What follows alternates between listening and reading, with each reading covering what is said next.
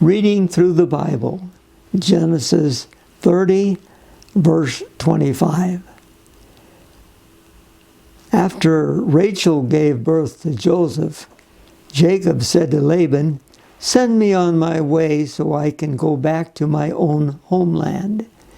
Give me my wives and children for whom I have served you, and I will be on my way. You know how much work I've done for you." But Laban said to him, "If I have found favor in your eyes, please stay. I have learned by divination that the Lord has blessed me because of you." He added, "Name your wages, and I will pay them." Now we're going to see how Laban tries to trick Jacob several times.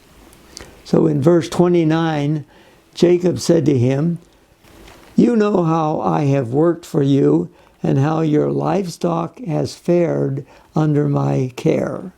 The little you had before I came has increased greatly, and the Lord has blessed you wherever I have been. But now, when may I do something for my own household?"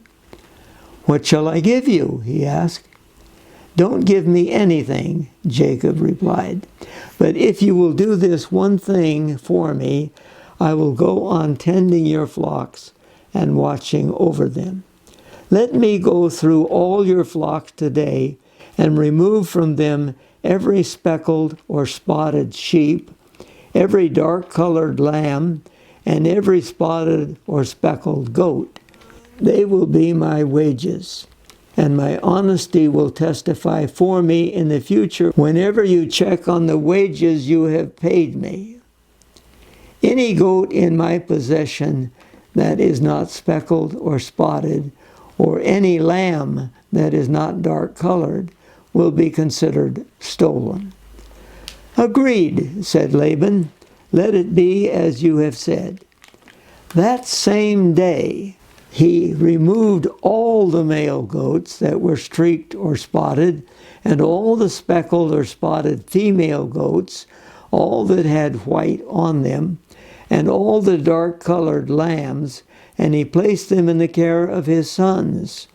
Then he put a 3-day journey between himself and Jacob, while Jacob continued to tend the rest of Laban's flocks. So you notice what has happened here, that all of those animals that Jacob has mentioned are taken and put with his sons, and they are a 3-day journey away. So he's leaving nothing for Jacob to work with. So in verse 37, Jacob, however, took fresh-cut branches from poplar, almond, and plane trees and made white stripes on them by peeling the bark and exposing the white inner wood of the branches. Then he placed the peeled branches in all the watering troughs so that they would be directly in front of the flocks when they came to drink.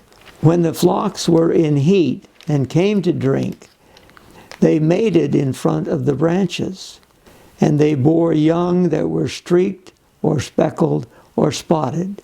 Jacob set apart the young of the flock by themselves, but made the rest face the streaked and dark-colored animals that belonged to Laban. Thus he made separate flocks for himself and did not put them with Laban's animals. Whenever the stronger females were in heat, Jacob would place the branches in the troughs in front of the animals so they would mate near the branches. But if the animals were weak, he would not place them there. So the weak animals went to Laban and the strong ones to Jacob. In this way, the man grew exceedingly prosperous and came to own large flocks and maidservants and men servants and camels and donkeys.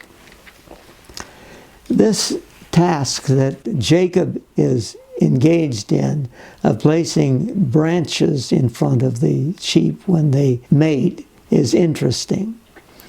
We once had a psychologist that came from the East to speak at Huntington College, and I took the opportunity to ask him about this. Is it possible that Jacob actually accomplished something himself, or was it God that intervened? And he said, we do not know the mind over matter, even in animals. So this may have worked for Jacob. But you notice that both Laban and Jacob are trying to get ahead of the rival. Jacob names the price that he wants to be paid. Laban removes all of those animals a 3 days journey away, so he has nothing to work with. Jacob then resorts to the peeling of the bark so that he can produce his own flocks, and he uses the stronger animals for this purpose, so his flocks increase and become abundant and strong. He is deceiving Laban the same time that Laban thinks he is deceiving Jacob.